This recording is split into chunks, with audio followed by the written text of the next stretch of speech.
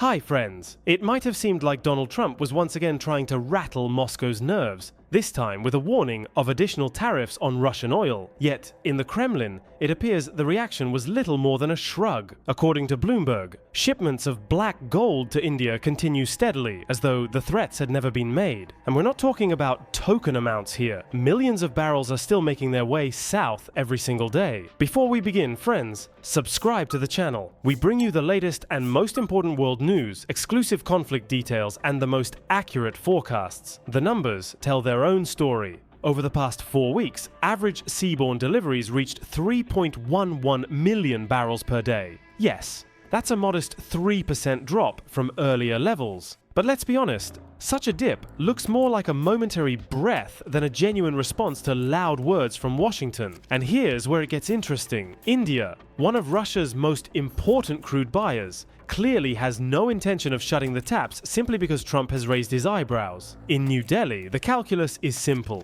As long as a stable flow comes at a favorable price, cutting ties would be economic folly. In the end, economics tends to speak louder than politics, and saber rattling rarely changes the math. You might be missing one crucial point. Vladimir Putin himself seems entirely unfazed by remarks from the former US president. All of this feels like background noise, the kind that can be safely tuned out while focusing on more pressing priorities. The Kremlin is signaling that its strategic relationship with India is a long-term investment worth weathering any political squalls. What's next? If the current rhythm holds, Moscow is likely to keep reinforcing its presence in Asian markets, offsetting any Western restrictions. India, for its part, will go on balancing profit with political nuance, maintaining its role as both a major buyer and a deft diplomatic player. And while the US crafts statements and warnings, Russian tankers keep quietly but confidently charting their course. In fact, it's starting to look as if that course is set for the long haul. Because on the global chessboard, oil has always been a piece you don't just sweep off the board. Yet, the heart of this story lies not only in the numbers, but in what those numbers reveal about the shifting balance of global energy politics. Russia's steady supply to India, despite the verbal storms from Washington, underscores a broader truth. The center of gravity in the oil market is quietly tilting eastward. India's role here cannot be overstated. As one of the fastest growing economies in the world, its appetite for energy is vast and growing. By continuing to take in over 3 million barrels a day from Russia, New Delhi is not just buying crude, it's buying time, security, and leverage. Every tanker that docks at an Indian port reinforces the message that in the calculus of survival and growth, affordable energy trumps geopolitical scolding. This is where Trump's threats meet their first stumbling block. Tariffs can certainly sting in some trade contexts, but oil is a global commodity, and India has options. A tariff war might complicate US-India relations more than it would hurt Moscow's bottom line. After all, Russia's pivot toward Asia didn't happen yesterday. It began in earnest after 2022, when Western sanctions forced Moscow to court markets far from Brussels and Washington. By now, the shipping routes are established, the discounts negotiated, and the political handshakes firmly in place. And let's not forget the optics. For Vladimir Putin, every shipment that reaches India is a small but visible demonstration that American threats aren't dictating Russian trade policy. In this narrative, the Kremlin gets to cast itself as pragmatic and resilient, while Washington risks looking like it's shouting from the sidelines. Of course, the game is not without risk. Global oil prices are sensitive creatures. Even the suggestion of tighter trade conditions can ripple through markets. If Trump were to return to the White House and follow through on his tariff rhetoric, the short-term market reaction could be volatile. Prices might spike on uncertainty, only to stabilize if Russian supply routes prove as adaptable as they have been over the last 2 years. Still, Moscow seems to be betting, quite confidently, that its ties with India are too valuable for either side to break under political pressure. And, judging by the latest shipment figures, that bet is paying off. The most telling part? The conversation about Russian oil has long since shifted from if to how much. And when that happens in international trade, it usually means the underlying relationship has settled into something deeper than convenience. It's become a fixture, In the larger chessboard of global energy, the Russia-India oil trade is just one thread in a vast interwoven tapestry stretching from the ports of the Gulf to the refineries of East Asia. And the more we pull on that thread, the clearer it becomes. This is not just a bilateral relationship, it's a key node in a shifting geopolitical network.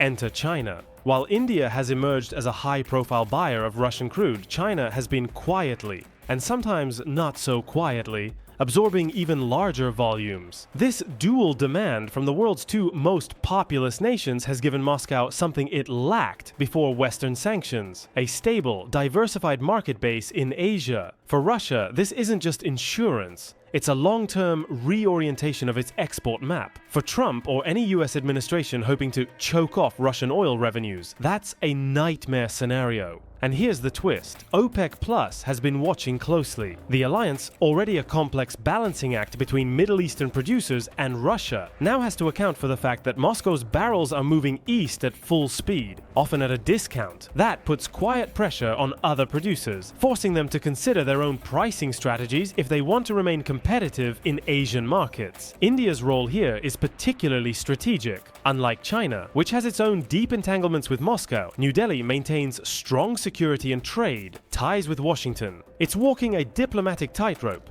taking advantage of Russian discounts without burning bridges with the US. And make no mistake, that balancing act is a form of power in itself. When you're one of the few players who can buy from everyone and sell to everyone, you become a pivotal broker in the global system. The danger for Trump's rhetoric is that it may push India closer to Moscow instead of away from it. Public pressure and punitive trade measures often harden a country's resolve to defend its sovereignty in trade decisions. If Washington's approach turns too heavy-handed, it risks alienating one of its most important partners in the Indo-Pacific, a region central to counterbalancing China's rise. Meanwhile, Russian state media has been quick to seize the narrative, framing these uninterrupted oil flows as proof of a multipolar world, where American influence is no longer absolute. Every tanker that leaves a Russian port bound for India becomes both an economic transaction and a political statement, a quiet, steel-hulled rebuttal to the idea that Washington calls all the shots. The reality is that energy markets abhor a vacuum. If one door closes, another opens. And in this case, that open door is firmly in Asia, with Russia settling into this new export rhythm, and India showing no signs of stepping away. The US may soon find that its leverage is far less than it appears from the campaign podium. The long-term consequences of this eastward shift in Russian oil flows extend far beyond the headlines of tariffs and political jabs. They cut to the core of how the global energy system is evolving, and, perhaps more importantly, how US influence over that system is slowly eroding. For decades, the threat of American sanctions or trade penalties was enough to cause market players to hesitate, reroute, or even cancel entire supply chains. But what we're watching in the Russia-India dynamic is something different: an open defiance. Not in the form of loud declarations, but in the quiet consistency of tankers arriving and offloading their cargo. It's a signal to the rest of the world that there are viable alternatives to towing the Washington line, especially if those alternatives are economically rewarding. This shift also dovetails with a broader, more disruptive trend: the fragmentation of the global oil market into parallel systems. On one side, there's the US-aligned bloc, which relies on sanctions and regulatory leverage to shape flows. On the other, a loose coalition of countries, from Moscow to Riyadh, from Beijing to New Delhi, is learning to trade on its own terms, building payment mechanisms, insurance frameworks, and shipping networks that bypass Western choke points. Once such infrastructure is in place, it becomes incredibly hard to dismantle. That's where the climate and energy transition conversation quietly slips in. While Western economies are pledging to reduce fossil fuel use, the immediate reality is that oil demand is still robust, especially in Asia. India's rapid industrialization, urban expansion, and surging middle class mean its energy needs will only grow in the short to medium term. If Russian barrels can fill that gap cheaply, why would New Delhi walk away? Here's the irony. US attempts to punish Russia through economic isolation might inadvertently accelerate the creation of a global energy architecture in which American influence is diluted. Every tanker from Primorsk or Novorossiysk to Mumbai or Jamnagar is not just delivering crude. It's laying another brick in a system where Washington's rules no longer automatically apply. And this is where Trump's threats hit their natural limit. Even if tariffs were imposed and somehow stuck, the world's most crucial commodity is mobile, fungible, and politically nimble. Oil doesn't respect borders the way policy memos do. It finds its way to the markets that want it most. And right now, India is one of those markets. So, when you strip away the posturing, the speeches, and the headlines, the story becomes clear. Putin doesn't have to outshout Trump. He just has to keep the oil flowing. And for now, he's doing exactly that. That's all for now, friends. Subscribe to the channel. We bring you the freshest and most important world news, exclusive conflict details, and the most accurate forecasts.